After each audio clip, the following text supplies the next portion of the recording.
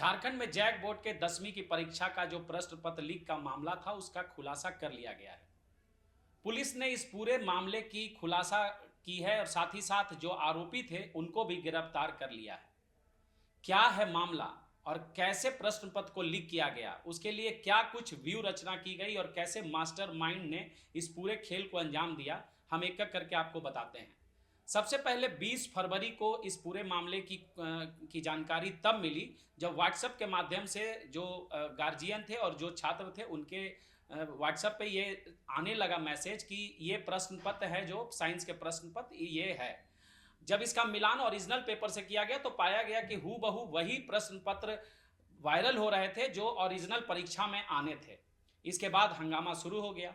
सत्ताधारी दल से लेकर छात्र संगठन तक ये मांग करने लगे कि इस मामले की पूरी तरह से जांच की जाए। विधानसभा सत्र के दौरान भी भाजपा के विधायक सदन के अंदर भी और सदन के बाहर भी प्रदर्शन करते रहे, हंगामा करते रहे और पूरे मामले की सीबीआई जांच कराने को लेकर सरकार पर दबाव बनाते रहे। हालांकि सरकार ने कहा कि सीआईडी जांच इस मामले की जा रही है और पूरे मामला का खुलासा कर लिया जाएगा जल्द ही। उसके बाद डीजीपी पर भी चूंकि काफ़ी दबाव था तो डीजीपी ने एक उच्च स्तरीय बैठक भी की थी और कोडरमा एसपी के नेतृत्व में कई टीमों का गठन किया था। जब धीरे धीरे मामला खुलने लगा तब 24 फरवरी को पुलिस को एक सुराग मिली कि इस पूरे मामले का जो मास्टरमाइंड है कोई रोहित कुमार नाम का युवक है। पुलिस ने छानबीन कर मरकच्चो थाना में जो मामला दर्ज था उसके बाद उस युवक को, रोहित कुमार को गिरफ्तार किया। गिरफ्तार युवक के निशानेदेही पे 5 अन्य लोगों को भी गिरफ्तार किया गया जो इस कांड में शामिल थे। और जब इस पूरे मामले की जानकारी मिली कि कैसे क्वेश्चन पेपर को लीक किया गया था और कैसे वायरल किया गया था तो पुलिस के भी होश उड़ गए, क्योंकि पूरा मामला जो है वो लोगों की समझ में और पुलिस भी यही सोच रही थी कि जहां से प्रश्न पत्र छपता है वहां से लीक हुआ था या फिर कोई अधिकारी इसमें शामिल थे, कोई कर्मचारी शामिल थे।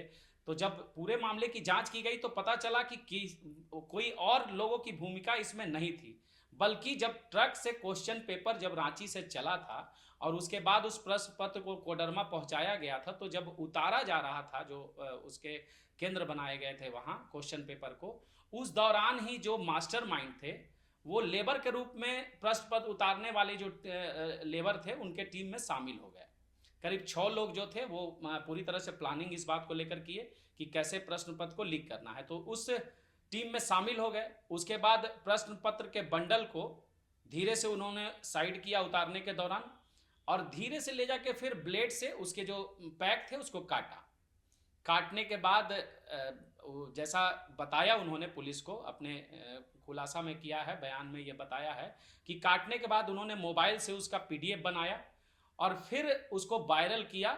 हालांकि ये अभी स्पष्ट नहीं हुआ है कि इसमें पैसे की लेन देन कितनी हुई है, कितना क्या कुछ अन्य मामला शामिल था, लेकिन ये खुलासा हो गया कि पुलिस के सामने जो बयान दिया गया है उसमें यह बताया गया है कि ट्रक से उतारने के दौरान ही क्वेश्चन पत्र को आउट किया गया।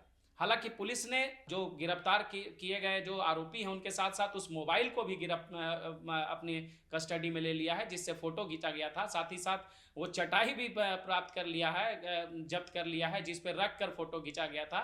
इन तमाम मामलों को लेकर पुलिस ने खुलासा भी कर दिया है। लेकिन सबसे पहले आपको ये बता दें कि इस मामले को लेकर जिस तरह से दबाव की राजनीति चल रही थी तो कहीं ना कहीं एक सरकार पे और प्रशासन पे भी दबाव था कि आखिर इस मामले का मास्टरमाइंड कौन है। लेकिन जब अब इस मामले का खुलासा हो गया है तो पुलिस प्रशासन के साथ साथ सरकार ने भी एक राहत की सांस ली है, क्योंकि विधानसभा का सत्र चल रहा है, बजट सत्र चल रहा है। ऐसे में लगातार सरकार पे दबाव बढ़ रहा था कि इस पूरे मामले की जांच की जाए और खुलासा की जाए।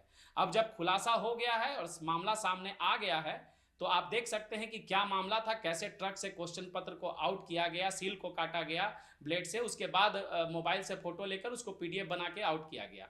इन तमाम मामलों के आरोपी को गिरफ्तार कर लिया गया है। लेकिन एक सवाल इन तमाम बातों के पीछे जो रह गया है कि आखिर इससे किसको लाभ हुआ। जो आरोपी थे उन्हें क्या लाभ हुआ, जो परीक्षा देने वाले थे उन्हें क्या लाभ हुआ, क्योंकि जैसे ही वायरल हुआ वैसे ही उस परीक्षा को रद्द कर दिया गया। वो परीक्षा अब अगले कोई तारीख निर्धारित की जाएगी, उस तारीख में ली जाएगी।